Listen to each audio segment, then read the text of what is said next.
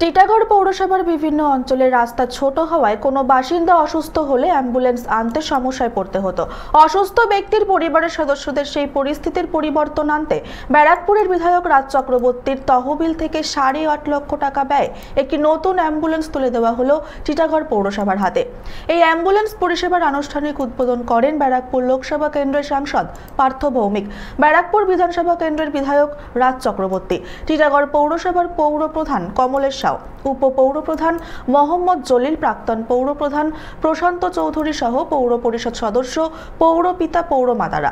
এদিন অ্যাম্বুলেন্স উদ্বোধন শেষে সংবাদ মাধ্যমের মুখোমুখি হয়ে ব্যারাকপুরের বিধায়ক রাজ চক্রবর্তী কি বললেন শোনা যাক।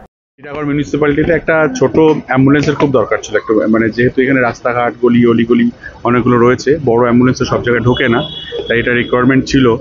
তো সেটা আমাদের এমএলএ ফান্ড থেকে আমি এটা অ্যাম্বুলেন্সে দেওয়া হয়েছে, আজকে সেটা উদ্ঘাটন করা হলো। 24 ঘন্টা সার্ভিস। হ্যাঁ, 24 ঘন্টা। কত টাকা খরচ হলো?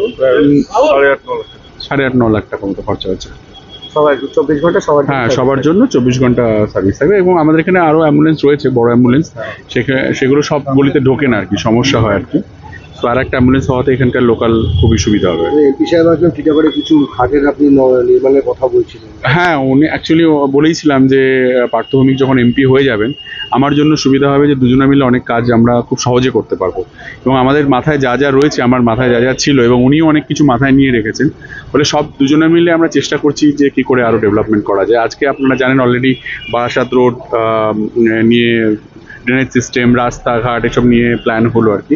তার সঙ্গে সঙ্গে আপনার ওই আমাদের রাসমণি ঘাট, হ্যাঁ, এবং তার সঙ্গে আমি আরও দুটো ঘাট ইনকর্পোরেট করলাম, লক্ষ্মীঘাট আর গ্লাসকল ঘাটটাকেও যদি ডেভেলপ করা যায় আর কি, রিনোভেট করা যায়।